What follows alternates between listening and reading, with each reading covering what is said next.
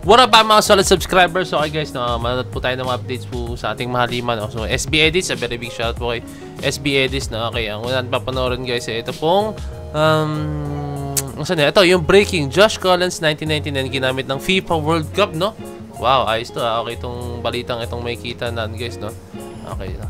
Yan to guys.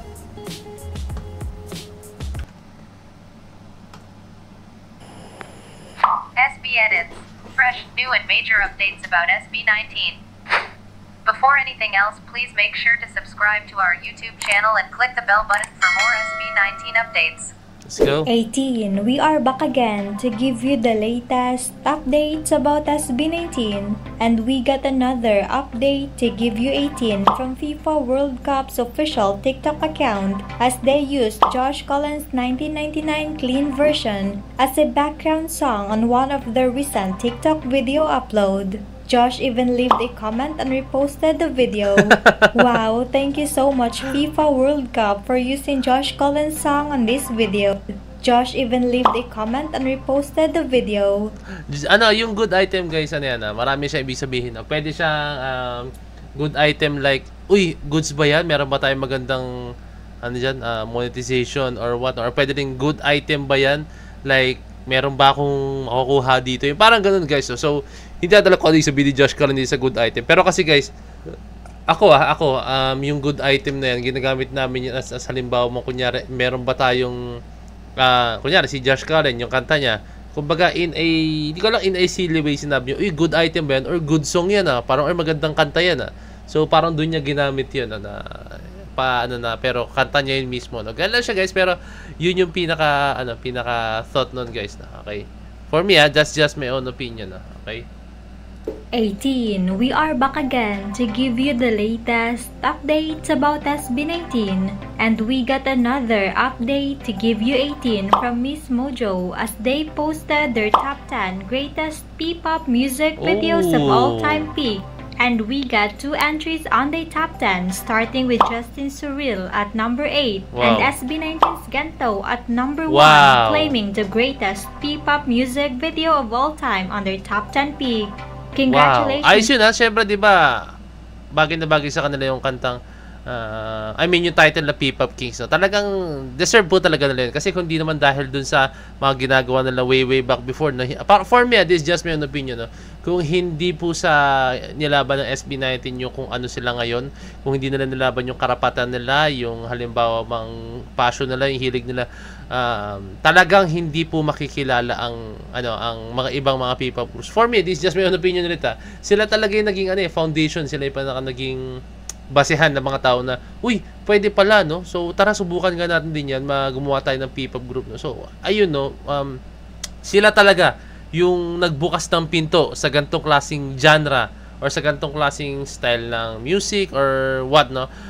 Sila talaga nagbukas ng pinto, SB natin. Hindi mo matatanggi yan. Sila po talaga. Kaya kung may magsasabi po dyan na, hindi, ang maraming mga ibang grupo dyan nagtatayo, no?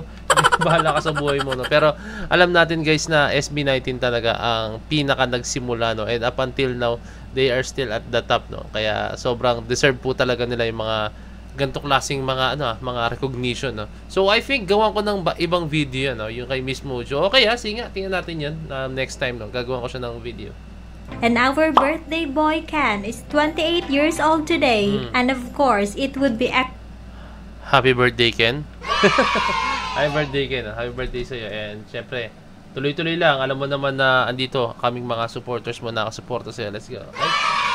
Extra special as he will be performing in K Arena, Yokohama, Japan tonight. He is also dominating the Philippine trends, starting with the keyword Yokohama meets the Rockstar at number 3 and #Philip 28 streak at number 1. And even entered the worldwide trends with the keyword Yokohama meets the Rockstar, currently trending at number 13.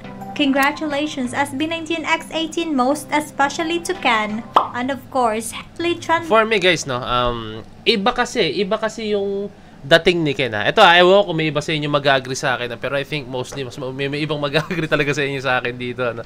So iba yung dating ni Ken guys, no? Meron siyang approach na napaka-mystical or hindi, basta napaka-misteryoso niya, no? alam mo yun, merong side si Ken na ganito, may side si Ken na ganito, ano? So, kaya niya mag-switch in to attack mode pag kailangan niya mag-perform, no? Pero, may kita mo yung silly side niya, yung pagiging makulit niya, no? Behind the camera po talaga, no? So, dito ako mahanga kay Ken, no? And, iba eh.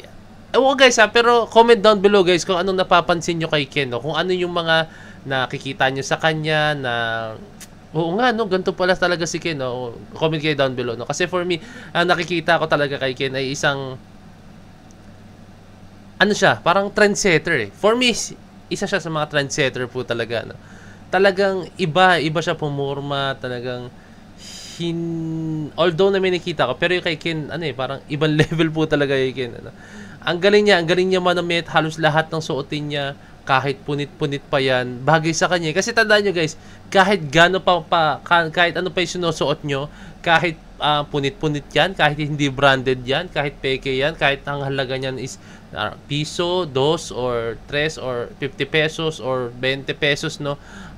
Na earrings, or necklace, or what na mga ganun, no? Or damit, mga ganyan, no? Depende pa rin sa yan kung paano mo siya dadalhin, no? Si Ken, di ba nakikita niya, nagsusuot siya ng mga ganun, yung mga sinusuot naman minsan mga construction worker, yung parang ganyan t-shirt, di ba, babalot, no? Di ba, ang angas tingnan kay Ken, no? Tapos may mga ginawa pa siya, naalala ko, meron siyang gloves na sinusuot, kasi ako nagbumotor ako. Meron siyang gloves na sinusuot. Around ano lang yon, 250 pesos lang yun. Ginagamit niya yun pag nagpe-perform siya. Around 250 pesos yun. Tapos may sinusuot pa siyang gears, motorcycle gears kahit nagpe-perform siya guys. So, hindi ko lang sure kung si Pablo yun or si Ken, pero parang si Ken yun. Basta si Ken, alam ko siya yung naka-gloves na nakita ko yun. And then si Pablo or si Ken yata yun, naka-motorcycle gear siya. Around nasa 900 to 900 or 1,000 lang yung ano no, range. Basta hindi siya lagpas ng 1,000, no. Ayun, ganun lang yan, no. So talagang nakadepende po sa tao yan sa nagdadala kung babagay sa kanya yung suot niya, no. Kasi kung hindi ka confident enough sa susuotin mo is hindi talaga siya bagay, no. Kahit ang suot mo pa is naka-Amerikana ka, like ang suot mo is naka-tuxedo ka, tas or ang suot mo is pinakamahal sa buong mundo na damit, pero kung hindi ka confident, kung hindi mo kaya yung dalhin sarili mo, no, hindi siya babagay. Believe me guys, no. Imagine yung sarili nyo, ano yung damit na usual nyo sinusuot, tas imagine nyo yung sarili nyo na nagsuot kayo bigla nun, di ba, parang hindi siya bagay, no.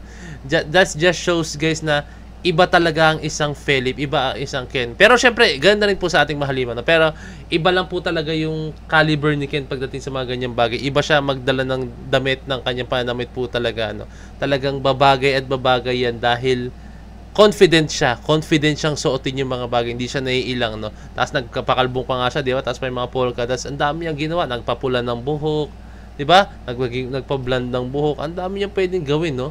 Ang galing niya, napaka-creative niya sa kung anong pwede niya suotin. Kumbaga wala siyang limitation kung ano yung gusto niya yung nagagawin niya, no? Walang pwedeng pumigil sa kanya, no? Okay, so ayun guys,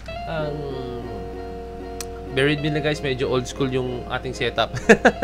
Yung ano kasi, yung aking camera, no, nalimutan ko i-charge yung ano, yung battery, kaya hindi ko siya nagamit, no. Kaya ito yung old school ko, no? Ito yung old school ko, yun dyan ako nakatingin.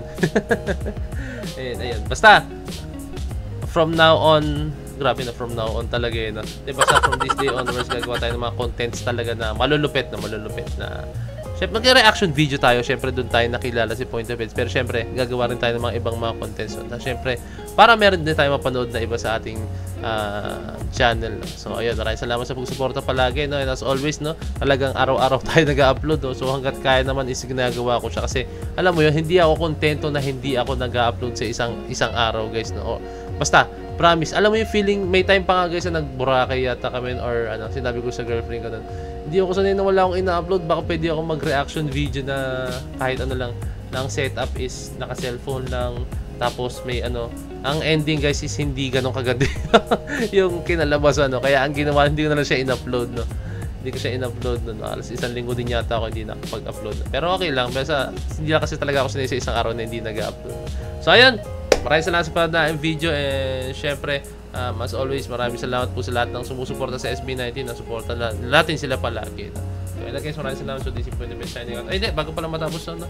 Kindly leave a like, subscribe, and kindly ring na notification bell, no? Subscribe kayo, guys, no? Para alam nyo po pag ako ay nag-release ng bagong video. So, this is Point of Heads signing out. Peace! That's it.